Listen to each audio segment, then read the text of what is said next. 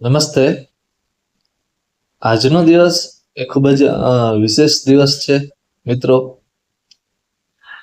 19 મે આજની તારીખ, અને એટલા માટે વિશેષ છે કારણ કે આજે આપણે અખંડ ભારત જોઈએ છીએ કે ભારતની અંદર 562 રજવાડાઓ હતા. આ બધા રજવાડાઓ એક કરવાનું કામ તો સરદાર પટેલે કર્યું હતું, એ તો આપણે બધાને ખબર છે.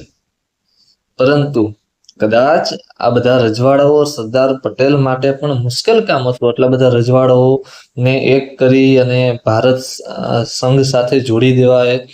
સરદાર પટેલ માટે પણ એમાંય ખાસ કરીને જોઈએ તો 562 રજવાડાઓમાંથી 222 જેટલા રજવાડાઓ સૌરાષ્ટ્રની અંદર હતા. એટલે સરદારને મુશ્કેલ કાર્ય એ સૌરાષ્ટ્રના રજવાડાઓને એક કરવાનું લાગતું હતું. પૂર્વના રાજ્યો પણ હતા, પરંતુ તે તો જાગૃત નહોતા એટલા રાજકીય બાબતમાં. એટલે ત્યાંથી તો એ સરળતાથી છે ભારત સંઘ સાથે જોડી દે. પરંતુ 222 જેટલા રજવાડાઓ અને જાગૃત રાજકીય બાબતે જાગૃત રાજાઓ સૌરાષ્ટ્રના રજવાડાઓને એક કરવાનું ખૂબ જ મુશ્કેલ કામ લાગતું. અને આ સરદાર પટેલનું કામ સરળ બનાવનાર રાજા અને 562 રજવાડાઓમાંથી તો કે સૌપ્રથમ રજવાડું આપનાર રાજા એટલે કે ભાવનગરના કૃષ્ણકુમાર સિંહજી, જે પ્રજા વત્સલ રાજા કહેવાય છે. અને એનો જન્મ એટલે કે આજરોજ એટલે કે 19 મે 1912 ના રોજ છે એનો જન્મ થયો હતો. એટલા માટે આજનો દિવસ છે ખૂબ જ ખાસ દિવસ છે, કારણ કે ભાવનગરના રાજા, પ્રજાવત્સલ રાજા, પ્રજા પ્રેમી રાજા. આમ જોઈએ તો ગોહિલ વંશના દરેક રાજાઓ એ પ્રજાપ્રેમી રહ્યા છે, પરંતુ સૌથી વધુ પ્રજાપ્રેમી રાજા અને પ્રજાવત્સલ રાજા તરીકે ઓળખાતા એ તો કે મહારાજા કૃષ્ણકુમાર સિંહજી, જે પોતાનું પ્રજાનું હિત એ સૌપ્રથમ જોતા હતા. કોઈ પણ નિર્ણય લેતા હતા તો તેમાં છે પોતાનું પ્રજાનું હિત એ સૌપ્રથમ જોતા હતા. થોડીક વાત તેની બાળપણની વાત કરી કે જ્યારે 19 મે 1912 ના રોજ તેમનો જન્મ થયો. 6 વર્ષના બાળ મહારાજા થાય છે, અને 6 વર્ષના થાય અને તેમની માતાને છે ખોઈ બેસે છે. એટલે કે 1918 ના રોજ તેમની માતાનું અવસાન થાય છે. નંદકુંવરબા, તેમની માતાનું નામ નંદકુંવરબા, તેમનું અવસાન થાય છે. એટલે 6 વર્ષની ઉંમરે માત્ર છે તો કે કૃષ્ણકુમાર સિંહજી એ પોતાની માતાને ગુમાવી બેસે છે, મહારાણી. 1919 ની અંદર એટલે કે 7 વર્ષના જ્યારે થાય છે તો કે ત્યારે મહારાજા ભાવસિંહજી એટલે કે તેમના પિતા કૃષ્ણકુમાર સિંહજીના એ પણ તો કે એમનું પણ નિધન થાય છે. એટલે કે 7 વર્ષની વયે માતા અને પિતાનો સાથ ગુમાવી બેસે છે. એટલે તો કે કહેવાય છે કે મહારાજાનું પાલન પોષણ, મહારાજાને સારો અભ્યાસ આપવો, સારી કેળવણી આપવી, એનું કામ તો કે એક સગીર વહીવટ કમિટીની છે રચના કરવામાં આવે છે. અને તેમના અધ્યક્ષ સ્થાને છે સર પ્રભાશંકર પટણી નામના જે વ્યક્તિ છે તે તેમના અધ્યક્ષ બને છે. અને બાળ મહારાજાને સારી રીતે કઈ રીતે ભણાવવા, તેને સારી કેળવણી આપવી, તેમનું યોગ્ય પાલન પોષણ, તેમનામાં કોઈ પણ પ્રકારની ખામી ન રહે, તે દરેક બાબતોની જવાબદારી સર પ્રભાશંકર પટણી છે લે છે. અને ખૂબ જ સારી રીતે એને અભ્યાસ કરાવે છે. વિદેશ પણ છે તેને અભ્યાસ માટે મોકલે છે. પરંતુ કહેવાય છે ને કે મહારાજા એટલે કે જે કંઈ સંસ્કારો હતા એમના, એ સંસ્કારો તો તેમના લોહીમાં હતા અને લોહીમાં મળેલા હતા. એટલે કારણ કે તેમના દરેક આ વંશના દરેક રાજાઓ હતા એ પ્રજાપ્રેમી હતા રાજા. અને એટલી જ પ્રજા પ્રેમ તો કે કૃષ્ણકુમાર સિંહજીના ની અંદર પણ છે આપને જોવા મળે છે.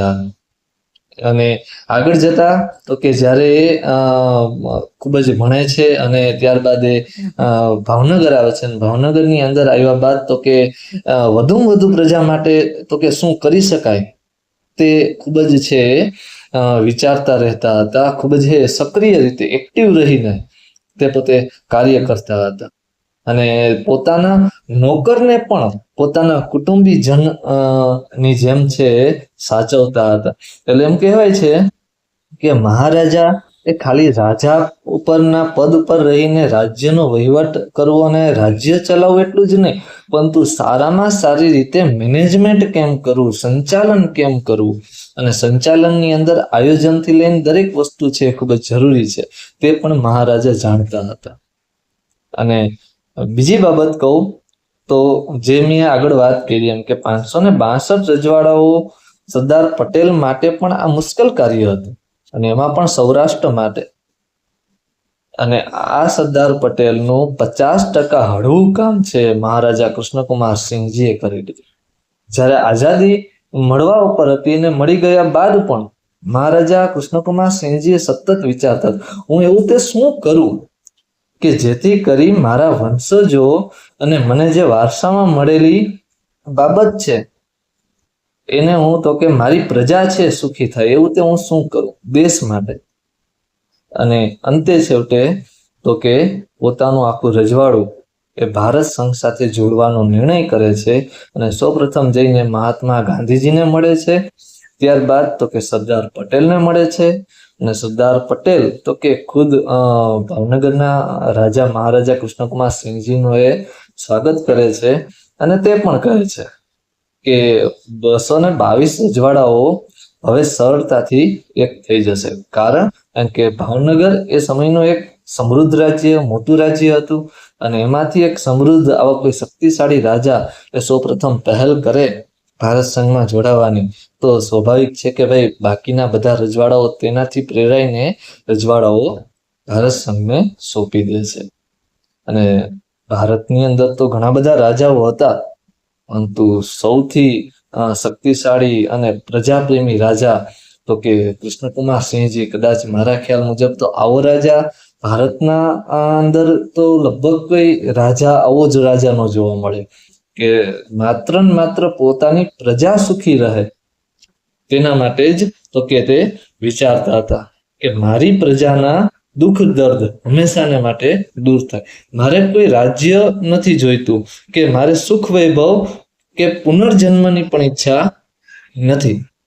હું તો એટલું જ ઈચ્છું કે મારી પ્રજાના સંપૂર્ણપણે દુઃખ દર્દ એ દૂર થાય, બસ આટલું જ ઈચ્છું. આવા મહારાજા, અને જેની તો કે ભાવનગરની પ્રજા તો કદાચિતને આજે પણ એવું વિચારતી હશે કે રાજાશાહી હજી પણ અમારે જોઈએ છે. જ્યારે કૃષ્ણકુમાર સિંહજીએ એ રાજાશાહીમાંથી લોકશાહી બનવા માટે સૌપ્રથમ, કારણ કે આપણો દેશ લોકશાહી અપનાવેલી એટલા માટે રાજ્ય તો કે લોકશાહી બનવા જતું હતું, તો ત્યારે જ તો કે પોતાની જ પ્રજા છે આવું વિચારતી હતી કે ફરી પાછું છે રાજાશાહી ક્યારે આવશે. એટલા માટે એવી પ્રજા કે જે પ્રજા પણ છે એ ભગવાન બરાબર છે તો કે આ રાજાને પૂજતી હતી. તો આ રાજા માટે આ રાજાને યાદ કરવા ખૂબ જ જરૂરી હતા. મહારાજા કૃષ્ણકુમાર સિંહજી પ્રજા સાથે તો તેમના ઘણા બધા પ્રસંગો આપને છે જોવા મળે છે, પરંતુ તેના પ્રસંગો વિશે પણ છે વાત કરવી છે, પરંતુ એના વિશે તો કે આગળ બીજા હું વિડીયો બનાવીશ કે મહારાજા અને પ્રજા વચ્ચેનો જે સંવાદ હતો, જે પોતે જે રીતે જોડાયેલા હતા પ્રજા સાથે, એવા ઘણા બધા પ્રસંગો પણ છે આપણે જોવા મળે છે. એટલે એ આવતા વિડીયોની અંદર પણ છે તો કે આપણે તેના વિશે વાત કરશું.